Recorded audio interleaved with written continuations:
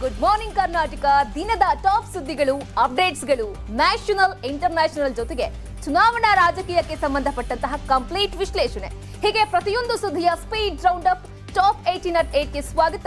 ನಾನು ಶ್ರುತಿರಾಜ್. ಹಾಗಾದ್ರೆ ಇವತ್ತಿನ ದಿನದ ಮೊದಲ ಬ್ರೇಕಿಂಗ್ ಸುದ್ದಿ ಯಾವುದು? ಹಾಗಾದ್ರೆ ಈಗಾಗಲೇ ಗೊತ್ತಿರೋ ಹಾಗೆ ರಾಜಕೀಯ ಪಕ್ಷಗಳು, ಮೂರು ಪಕ್ಷಗಳು ಕೂಡ ಸಿಕ್ಕಾಪಟ್ಟೆ ಸರ್ಕಸ್ ಅನ್ನ ಮಾಡ್ತಾ ಇದೆ.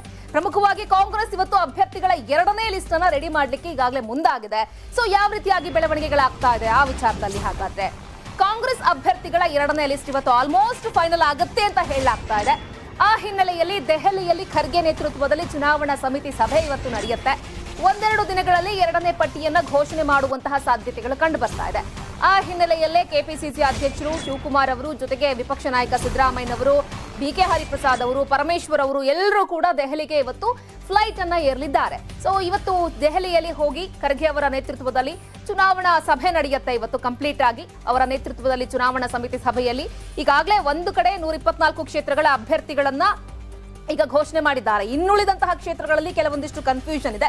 ಬನ್ನಿ, ಇದೆಲ್ಲ ವಿಚಾರಗಳಿಗೆ ಸಂಬಂಧಪಟ್ಟ ಹಾಗೆ ಕಂಪ್ಲೀಟ್ ಮಾಹಿತಿಯನ್ನು ನೀಡಲಿಕ್ಕೆ ನೇರ ಸಂಪರ್ಕದಲ್ಲಿ ಜಾಯ್ನ್ ಆಗ್ತಾ ಇದ್ದಾರೆ ನಮ್ಮ ಪೊಲಿಟಿಕಲ್ ಬ್ಯೂರೋ ಹೆಡ್ ಚಿದಾನಂದ ಪಟೇಲ್ರೇ, ಈಗ 124 ಕ್ಷೇತ್ರಗಳ ಅಭ್ಯರ್ಥಿ ಏನೋ ಫೈನಲ್ ಆಯ್ತು. ಈಗ ಇನ್ನುಳಿದಿರುವಂತಹ ಕ್ಷೇತ್ರಗಳು ಆ ಮಟ್ಟಿಗೆ ಕಗ್ಗಂಟಾಗಿದ್ಯಾ, ಕನ್ಫ್ಯೂಷನ್ ಇದೆಯಾ? ಇವತ್ತು ಏನ್ ಚರ್ಚೆಗಳಾಗಬಹುದು ಖರ್ಗೆ ಅವರ ನೇತೃತ್ವದಲ್ಲಿ?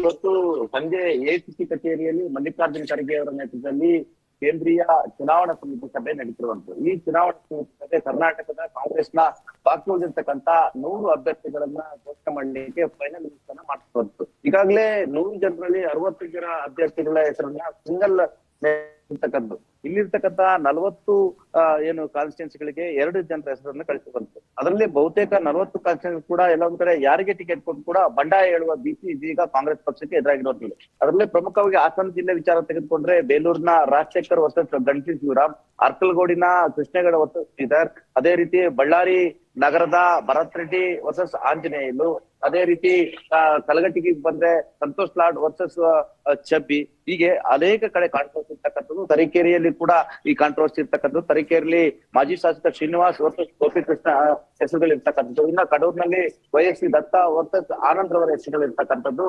ಅದೇ ರೀತಿ ಇನ್ನ ಪುಲಿಕೇಶ್ ನಗರದಲ್ಲಿ ಅಖಂಡ ಶ್ರೀನಿವಾಸ್ ಅವರಿಗೆ ಟಿಕೆಟ್ ಕೊಡುವ ವಿಚಾರದಲ್ಲಿ ಒಂದಷ್ಟು ಗೊಂದಲ ಆಗಿರೋದು.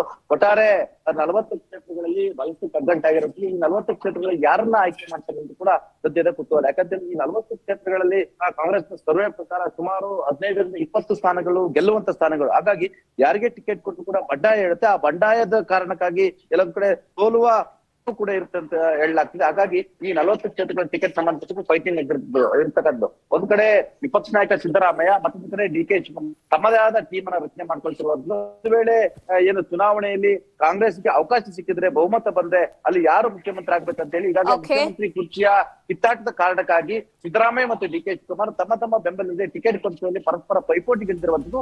ಇದರ ಬೆನ್ನಲ್ಲೇ ಮಲ್ಲಿಕಾರ್ಜುನ್ ಖರ್ಗೆ ಕೂಡ ಎಸಿಸಿ ಅಧ್ಯಕ್ಷರಾಗಿರುವಂತದ್ದು ಮತ್ತು ಕರ್ನಾಟಕದವರಾಗಿರುವಂತಹ ಅವರು ತಮ್ಮ ಆಪ್ತರಿಗೆ, ತಮ್ಮ ಹಿಂಬಾಲಕರಿಗೂ ticket ಕೊಡಿಸಬೇಕಾಗಿದೆ.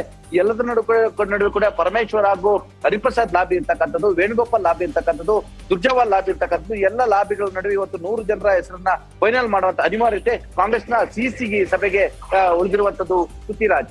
Okay Patel, thank you ತಮ್ಮೆಲ್ಲ ಕಂಪ್ಲೀಟ್ ಮಾಹಿತಿಗಾಗಿ. ಇದು